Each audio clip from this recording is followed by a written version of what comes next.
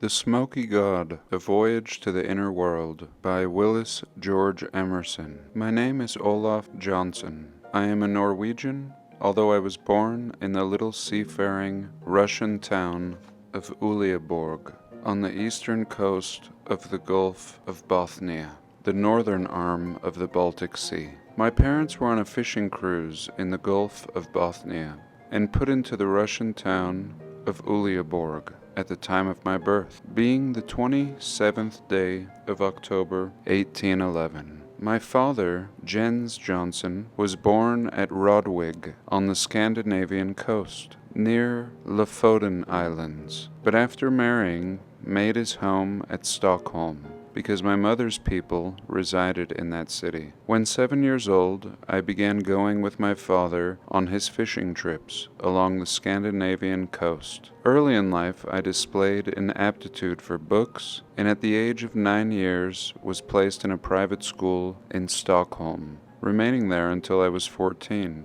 After this, I made regular trips with my father on all his fishing voyages. My father was a man fully 6 feet 3 in height and weighed over 15 stone, a typical Norseman of the most rugged sort, and capable of more endurance than any other men I have ever known. He possessed the gentleness of a woman in tender little ways, yet his determination and willpower were beyond description. His will admitted of no defeat. I was in my 19th year when we started on what proved to be our last trip as fishermen, and which resulted in the strange story that shall be given to the world, but not until I have finished my earthly pilgrimage. I dare not allow the facts as I know them to be published while I am living, for fear of further humiliation, confinement, and suffering. First of all, I was put in irons by the captain of the whaling vessel that rescued me, for no other reason than that I told the truth about the marvelous discoveries made by my father and myself. But this was far from being the end of my tortures. After 4 years and 8 months' absence, I reached Stockholm, only to find my mother had died the previous year, and property left by my parents in the possession of my mother's people. But it was at once made over to me. All might have been well had I erased from my memory the story of our adventure and my father's terrible death. Finally, one day I told the story in detail to my uncle, Gustav Osterlind, a man of considerable property, and urged him to fit out an expedition for me to make another voyage to the strange land. At first, I thought he favored my project. He seemed interested and invited me to go before certain officials and explain to them, as I had to him, the story of our travels and discoveries. Imagine my disappointment and horror when, upon the conclusion of my narrative, certain papers were signed by my uncle, and without warning, I found myself arrested and hurried away to dismal and fearful confinement in a madhouse, where I remained for 28 years. Long, tedious, frightful years of suffering. I never ceased to assert my sanity and to protest against the injustice of my confinement. Finally, on the 17th of October, 1862, I was released. My uncle was dead, and the friends of my youth were now strangers. Indeed, a man over 50 years old, whose only known record is that of a madman, has no friends. I was at a loss to know what to do for a living, but instinctively turned towards the harbor, where fishing boats in great numbers were anchored, and within a week I had shipped with a fisherman by the name of Jon Hansen, who was starting on a long fishing cruise to the Lofoten Islands. Here my earlier years of training proved of the very greatest advantage, especially in enabling me to make myself useful. This was but the beginning of other trips, and by frugal economy I was, in a few years, able to own a fishing brig of my own. For 27 years thereafter, I followed the sea as a fisherman, 5 years working for others, and the last 22 for myself. During all these years, I was a most diligent student of books, as well as a hard worker at my business, but I took great care not to mention to anyone the story concerning the discoveries made by my father and myself. Even at this late day, I would be fearful of having anyone see or know the things I am writing, and the records and maps I have in my keeping. When my days on earth are finished, I shall leave maps and records that will enlighten and I hope benefit mankind. The memory of my long confinement with maniacs and all the horrible anguish and suffering are too vivid to warrant my taking further chances. In 1889, I sold out my fishing boats and found I had accumulated a fortune quite sufficient to keep me the remainder of my life. I then came to America. For a dozen years, my home was in Illinois, near Batavia, where I gathered most of the books in my present library, though I brought many choice volumes from Stockholm.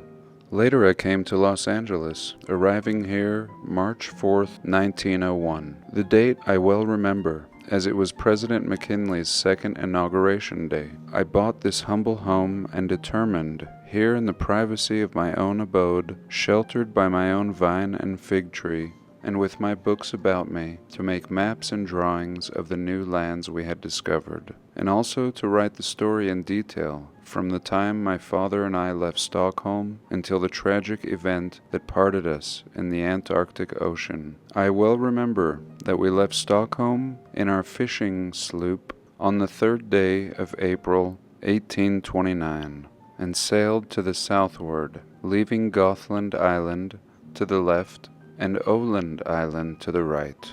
A few days later, we succeeded in doubling Sand Homar Point and made our way through the Sound, which separates Denmark from the Scandinavian coast. In due time, we put in the town of Kristiansand, where we rested 2 days, and then started around the Scandinavian coast towards the westward, bound for Lofoten Islands. My father was in high spirit because of the excellent and gratifying returns he had received from our last catch by marketing at Stockholm, instead of selling at one of the seafaring towns along the Scandinavian coast. He was especially pleased with the sale of some ivory tusks that he had found on the west coast of Franz Josef Land during one of his northern cruises the previous year, and he expressed the hope that this time we might again be fortunate enough to load our little fishing sloop with ivory instead of cod, herring, mackerel, and salmon. We put in at Hammerfast, latitude 71 degrees and 40 minutes, for a few days' rest. Here we remained 1 week, laying in an extra supply of provisions and several casks of drinking water, and then sailed towards Spitzbergen. For the first few days we had an open sea and favoring wind, and then we encountered much ice and many icebergs. A vessel larger than our little fishing sloop could not possibly have treaded among the labyrinth of icebergs, or squeezed through the barely open channels. These monster bergs presented an endless succession of crystal palaces, of massive cathedrals, and fantastic mountain ranges, grim and sentinel-like, immovable as some towering cliff of solid rock, standing silent as sphinx, resisting the restless waves of a fretful sea.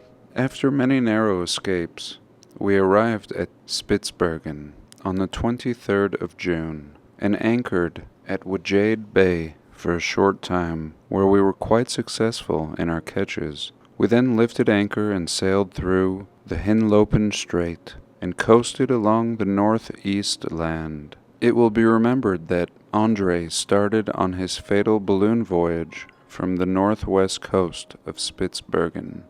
A strong wind came up from the southwest, and my father said that we had better take advantage of it and try to reach Franz Josef Land, where the year before he had by accident found the ivory tusks that had brought him such good price at Stockholm. Never before or since have I seen so many seafowl. They were so numerous that they hid the rocks of the coastline and darkened the sky. For several days we sailed along the rocky coast of Franz Josef Land. Finally a favoring wind came that enabled us to make the west coast, and after sailing 24 hours we came to a beautiful inlet. One could hardly believe it was the Northland. The place was green, with growing vegetation, and while the area did not comprise more than 1 or 2 acres, yet the air was warm and tranquil.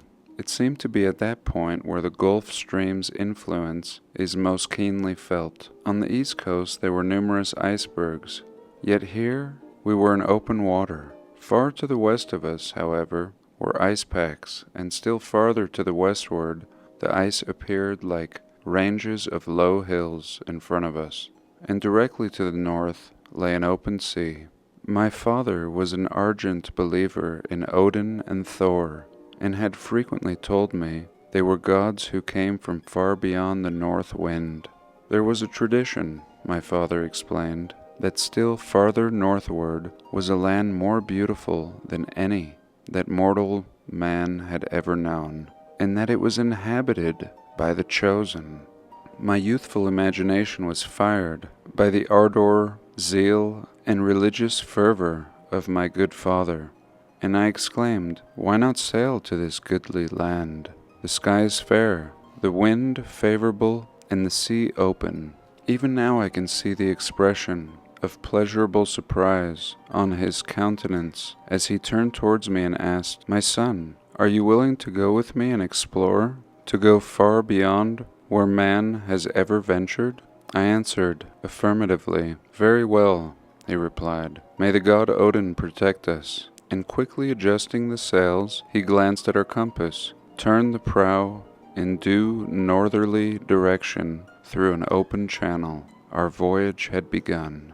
The sun was low in the horizon, and it was still very early summer. Indeed, we had almost 4 months of day ahead of us before the frozen nights could come on again. Our little fishing sloop sprang forward as if eager as ourselves for adventure. Within 36 hours we were out of sight of the highest point of the coastline of Franz Josef Land. We seemed to be in a strong current running north by northeast. Far to the right and to the left of us were icebergs, but our little sloop bore down on the narrows and passed through channels and out into the open seas. Channels so narrow in places that had our craft been other than small, we could have never gotten through. On the 3rd day we came to an island. Its shores were washed by an open sea. My father determined to land and explore for a day. This new land was destitute of timber, but we found a large accumulation of driftwood on the northern shore. Some of the trunks of the trees were 40 feet long and 2 feet in diameter. After 1 day's exploration of the coastline on this island, we lifted anchor and turned our prow to the north in an open sea. I remember that neither my father nor myself had tasted food for almost 30 hours. Perhaps this was because of the tension of excitement about our strange voyage in waters farther north. My father said that anyone had ever before seen. Active mentality had dulled the demands of the physical needs.